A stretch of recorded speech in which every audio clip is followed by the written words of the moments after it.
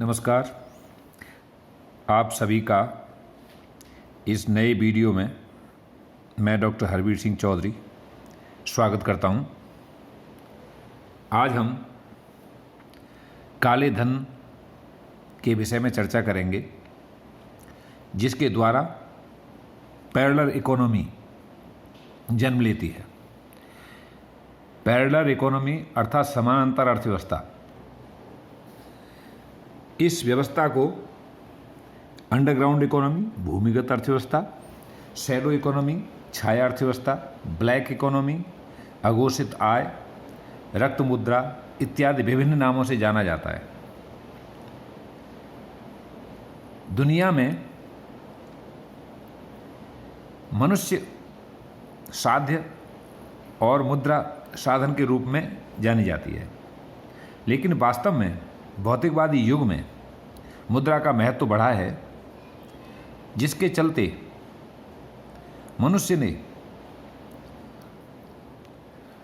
मुद्रा एकत्र करने के अनेक वैध और अवैध साधन खोज निकाले हैं। इन्हीं अवैध और असंवैधानिक रास्तों द्वारा कमाई गई मुद्रा काला धन कहलाती है। इस काले धन से निर्मित व्यवस्था को हम पैरेलल इकोनॉमी कहते हैं। Parallel economy is the functioning of an unsanctioned sector in the economy whose objectives run in opposite to the objectives of official, sanctioned or legitimate sector.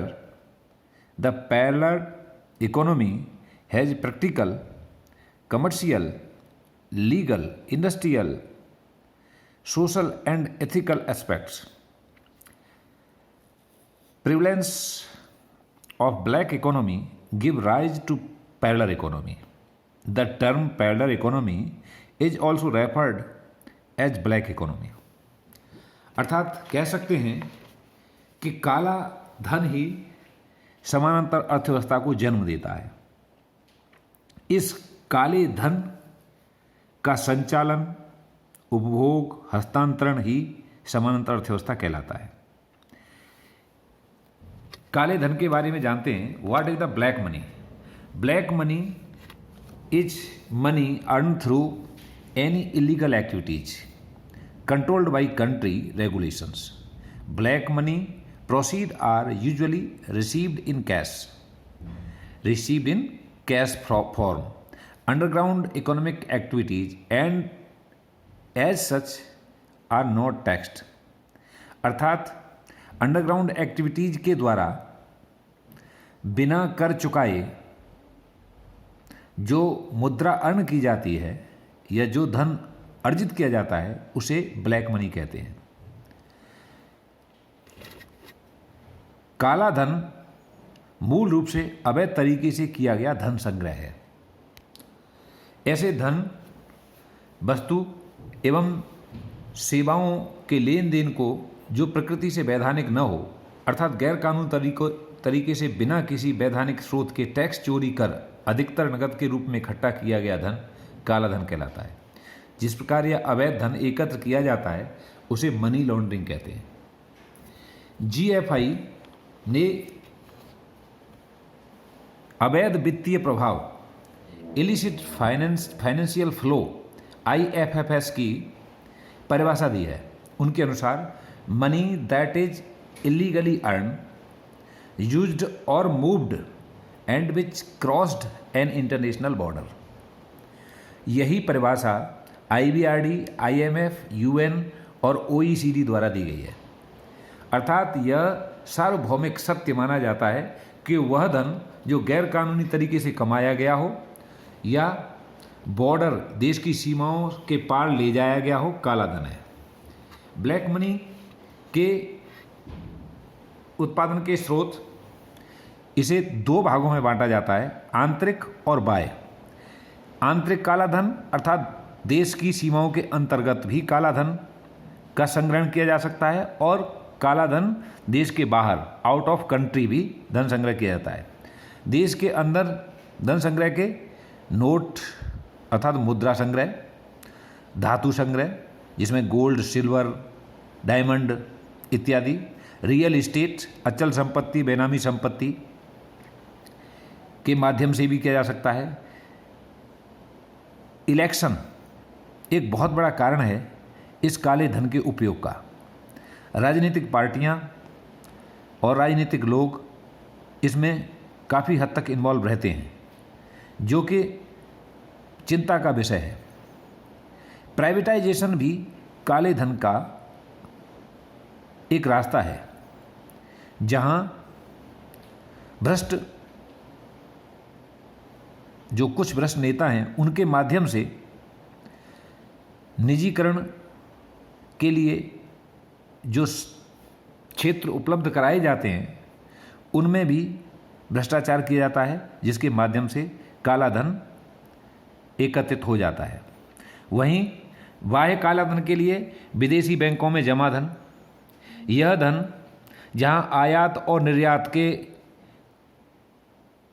नियमों में किए गए भ्रष्टाचार से उत्पन्न होता है, उसे वह विदेशी बैंकों में वहीं जमा करा दिया जाता है। विदेशों में अचल संपत्ति, उद्योग में निवेश इत्यादि अनेक तरीके ऐसे हैं जिनके माध्यम से काला धन अर्जित किया जाता है। टैक्स हेवन देश में जमा धन, ऐसा धन जो उन देशों में जहां टैक्स पे नहीं करना होता जमा कर दिया जाता है, जिसको के देश में डिक्लेयर नहीं किया जाता क्योंकि वहाँ उन्हें टैक्स देना पड़ेगा, तो ऐसे धन को भी हम काला धन कहते हैं। काले धन की मात्रा के लिए यदि हम ध्यान दें तो professor are Vaidyanathan IIM Bangalore के अनुसार, ये महान अर्थ विशेषज्ञ हैं, इनके अनुसार विदेशी बैंकों में जमा काला धन 7280000 करोड़ के लगभग है। लगभग 72 लाख करोड़ काला धन वैद्यनाथन के अनुसार है। सरकारी आंकड़ों के अनुसार 1990 से 2008 तक 9.41 लाख करोड़ काला धन विदेशों में जमा किया गया। NIFM के अनुसार यह कुल काले धन का 10% है। NIFM मतलब national institute of financial management, जिसके अनुसार देश के कुल विदेशों में जमा काले धन का 1990 से 2008 के बीच 9.41 10% के बराबर है। National council of applied economic research NCAER के अनुसार 1980 से 2010 NCAER के अनुसार 1980 से 2010 के बीच भारत के बाहर जाने वाला काला धन 384 से 490 बिलियन अमेरिकी डॉलर के बीच रहा। अर्थात एक बहुत बड़ी राशि ऐसे विकासशील देश के लिए जो विदेशों में काले धन के रूप में छुपाई गई है, उसने अर्थचक्र को धीमा कर दिया है और इस करप्शन के माध्यम से देश की विकास की गति धीमी पड़ गई है। अब हम चर्चा करते हैं effect of black money economy और पैरेलल इकोनॉमी। इसके इफेक्ट्स के बारे में यदि हम बात करें तो अंडर एस्टिमेशन अर्थात GDP का सही अनुमान नहीं हो पाता, जिससे सरकार की विभिन्न योजनाएं ठीक से नहीं बन पाती और यदि बनाने के बाद उनका जो प्रभाव है वो भी प्रॉपर नहीं हो पाता। लॉस द रेवेन्यू, सरकारी राजस्व में भी कमी होती है क्योंकि यह पैसा जब छुपा लिया जाता है तो जिसके बदले टैक्स सरकार को मिलना चाहिए वो नहीं मिलता, तो इससे सरकारी राजस्व में कमी आती है और सरकार के घाटे बढ़ जाते हैं, जिससे सरकार पूंजी के अभाव में विकास योजनाओं को संचालित नहीं कर पाती है। इकोनॉमिक डिस्पैरिटी, आर्थिक विषमता जिसके गणना के लिए गिनी कोफिशिएंट अपनाया जाता है, इस काले धन के कारण आर्थिक विषमता को भी बढ़ावा मिलता है। अक्सर देखा गया है कि अमीर और अधिक अमीर और गरीब और अधिक गरीब,